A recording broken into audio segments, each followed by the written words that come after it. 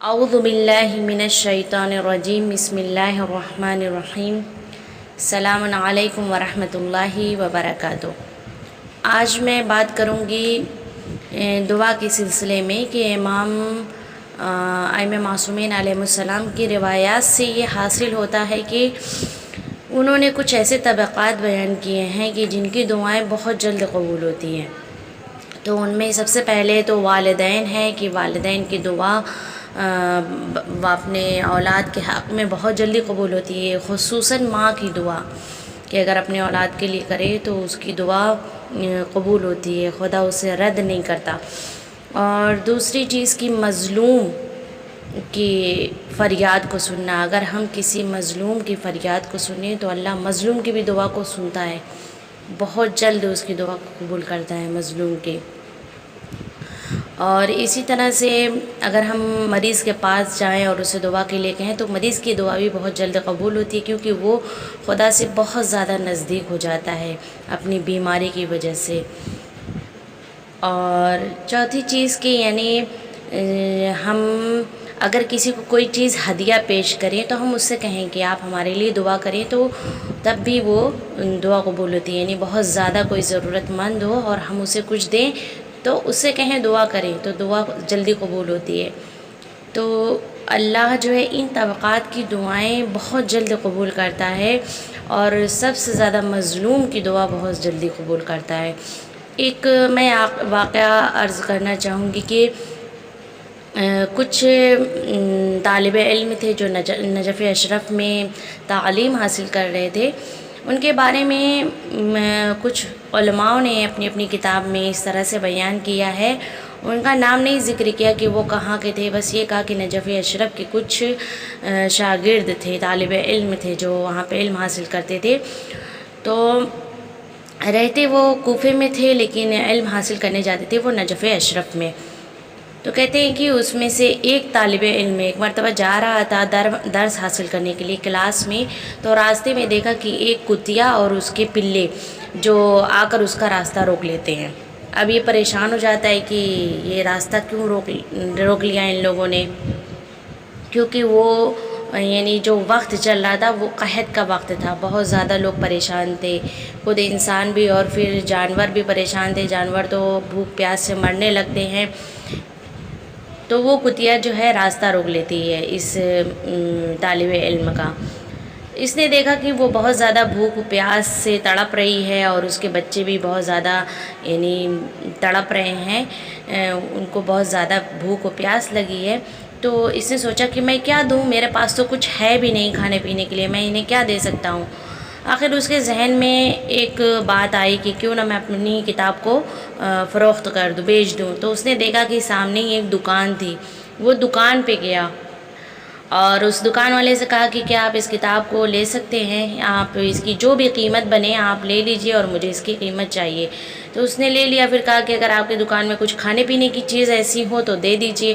کہا کہ بس دودھ ہے، اگر لینا چاہو تو لے سکتے ہو۔ تو اس طالب علم نے کہا کہ ٹھیک ہے آپ مجھے شیر دے دیجئے۔ وہ شیر لے کے جاتا ہے اور لے جا کر ان جانوروں کو دے دیتا، وہ بڑے مزے سے اپنا پیٹ بھر لیتے ہیں۔ یہ کچھ دیر تک طالب علم وہاں کھڑا ہو کر دیکھتا ہوتا ہے۔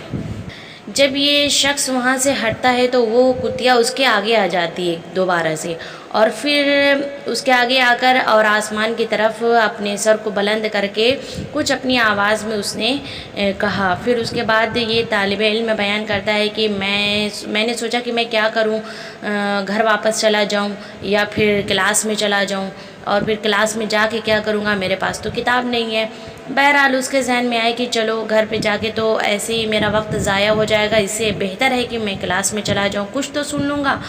تو وہ آیا کلاس میں، تو جب وہ کلاس میں آ کے بیٹھا تو استاد جو اسے پڑھا رہے تھے اسے سب کچھ جیسے جیسے استاد پڑھا رہے ہیں ویسے ویسے اسے سب کچھ آ رہا ہے، ایسا لگ رہا ہے، اسے محسوس ہو رہا ہے کہ جیسے اس نے پہلے پڑھ لیا ہے، اسے سب کچھ آ رہا ہے، جبکہ وہ بالکل نیا درس تھا، نیا لیسن تھا، اسے سب کچھ آ رہا تھا۔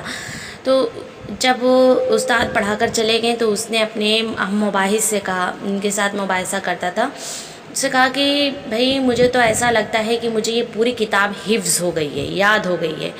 تو اس میں سے ایک اس کے دوست نے مذاق کر کے کہا کہ مجھے تو ایسا لگتا ہے کہ یعنی تم مذاق کر رہے ہو، ایسا کیسے ہو سکتا ہے؟ کل تک تو تمہیں کتاب بھی پڑھنی نہیں آ رہی تھی، آج کس طرح سے تمہیں پوری کتاب حفظ ہو گئی؟ کل تو تم عبارت بھی نہیں پڑھ پا رہے تھے۔ تو کہا نہیں، میں مذاق نہیں کر رہا ہوں، واقعی میں یہ محسوس کر رہا ہوں کہ شاید کتاب مجھے پوری حفظ ہو گئی ہے۔ تو کہا اچھا۔ اس کے دوست نے کہا کہ ٹھیک ہے، تم سناؤ۔ اس نے 20 سی کتاب کو کھولا اور کہا کہ یہاں سے سنا۔ اس نے سنانا شروع کیا، 1 صفحہ 2 صفحہ 3 صفحہ 4 صفحہ کئی صفحے تک سنا دیا۔ اس کے دوست نے تعجب کیا کہ واقعی یعنی تمہیں کتاب کیسی حفظ ہو گئی، جبکہ تمہیں تو کل تک کچھ پڑھنا بھی نہیں آ رہا تھا، آج تمہیں کتاب بھی حفظ ہے۔ کہا مجھے نہیں معلوم کیوں ہے، کیسے ہوا یہ سب۔ کہا چلو آؤ استاد کے پاس چلتے ہیں۔ تو جیسے ہی وہ لے کے جاتا ہے استاد کے پاس، استاد سے کہتا ہے کہ یعنی اس طرح واقعہ ایسا ہوا کہ یعنی اس کو ساری پوری کتاب حفظ ہو گئی ہے، جبکہ اس کو کل تک کچھ پڑھنا بھی نہیں آ رہا تھا۔ تو استاد نے کہا کہ کہیں ایسا تو نہیں ہے کہ تم نے کسی مظلوم کی مدد کی ہو؟ تو وہ سوچنے لگا، کہا کہ ہاں، میں جب آ رہا تھا کلاس میں تو آنے سے پہلے کچھ جانور تھے جنہوں نے میرا راستہ روکا، میں نے ان لوگوں پر رحم کیا، دودھ پلایا ان کو۔ تو کہا کہ بس اسی کا نتیجہ ہے کہ اس کتیا نے یعنی اس جانور نے تمہیں دعائیں دی ہیں کہ تم جو کچھ بھی پڑھو وہ تمہارے ذہن میں آ جائے اور تمہیں حفظ ہو جائے، تمہیں یاد ہو جائے۔ تو دیکھیے ایک جانور کی بھی یعنی دعا لگ سکتی ہے انسان کو۔ تو یعنی کسی بھی چیز کو حقیر نہ سمجھیں، کیونکہ مولا کائنات بھی جب راستہ چلتے تھے نا تو دیکھ کر چلتے تھے، چینٹی تک کو بھی اپنے پیر کے نیچے نہیں آنے دیتے تھے۔ تو اس طرح سے انسان کو کسی کو بھی حقیر نہیں سمجھنا چاہیے، اور ہمیشہ مظلوموں کی آہ پر اپنی آواز کو بلند کریں، ان کی مدد کریں کہ وہ کیوں فریاد کر رہے ہیں۔ تو پھر جانور کی جو مظلوم ہو اس کی مدد کر دی جائے، تو جب جانور کی دعائیں لگ سکتی ہیں تو پھر سوچیں کہ جو ہمارے ماں باپ ہیں جنہوں نے ہمیں پیدا کیا، اگر وہ ہمارے لیے دعا کریں تو ہم کس بلندی کو چھو سکتے ہیں، یہ ہم تصور بھی نہیں کر سکتے۔